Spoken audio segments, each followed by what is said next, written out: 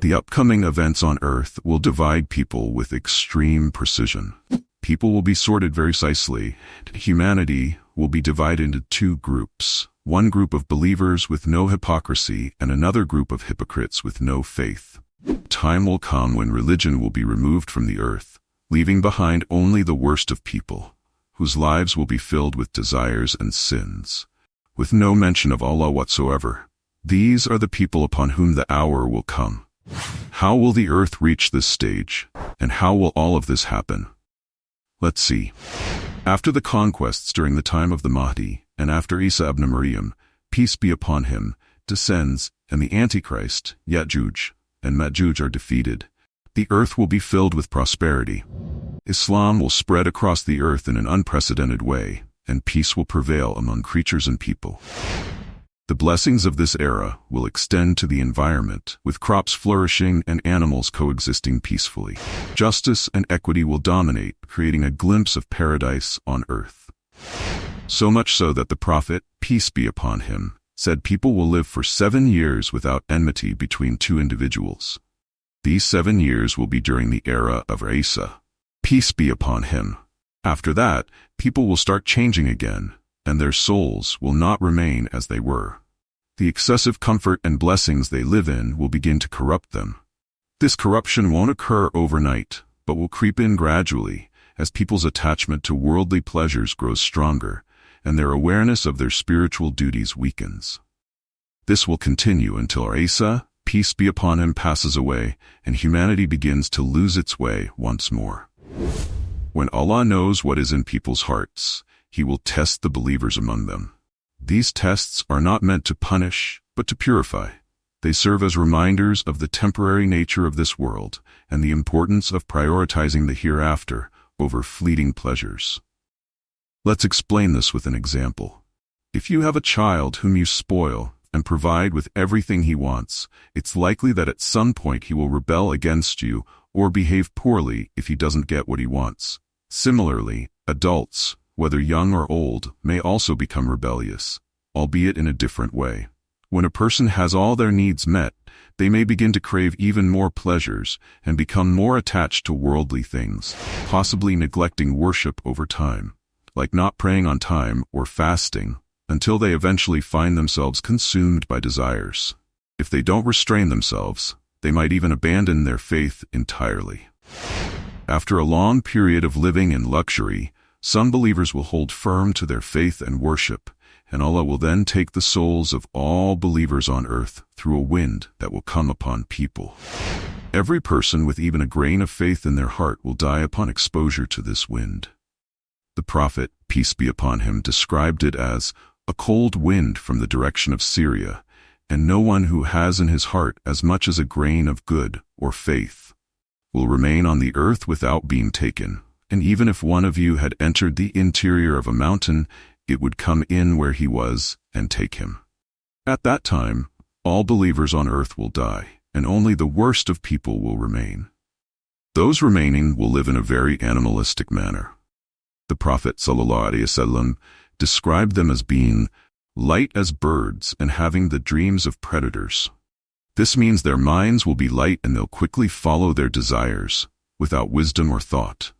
They'll act impulsively, driven by their desires rather than reason or morality.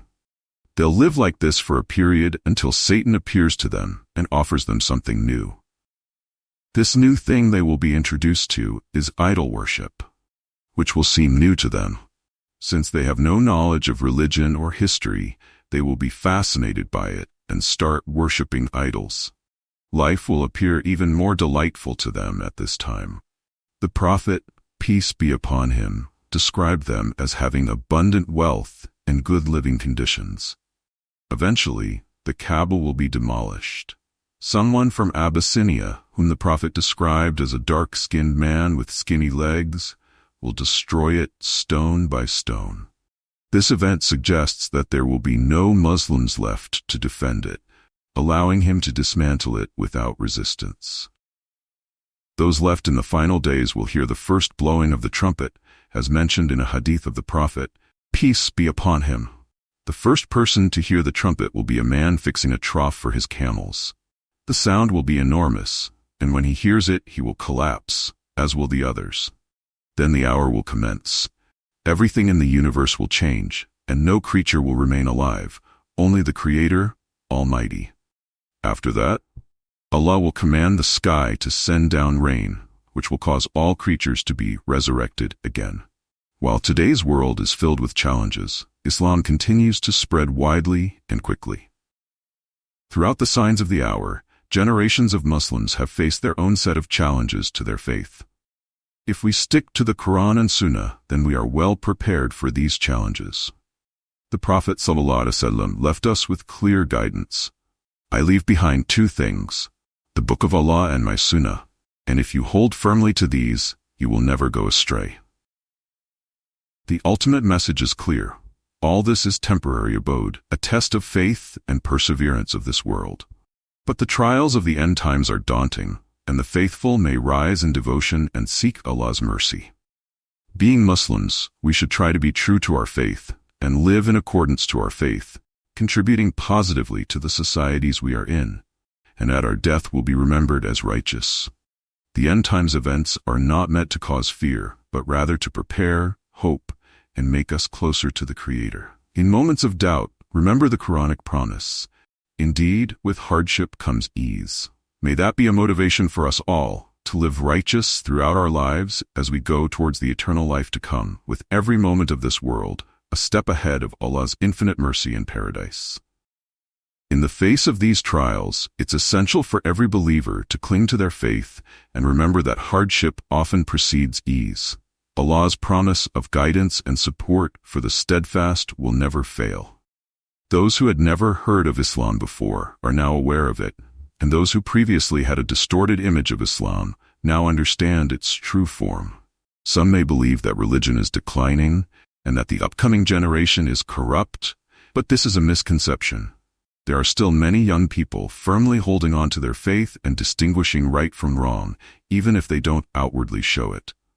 Islam remains strong, and we ask Allah to keep us steadfast. Though the future holds challenges that may shake the very foundation of humanity, remember that faith is the anchor that keeps us grounded. The light of truth is strong and spreads still, and Islam continues to spread. Given these future events, it becomes for every believer imperative to grow in faith, to become resilient.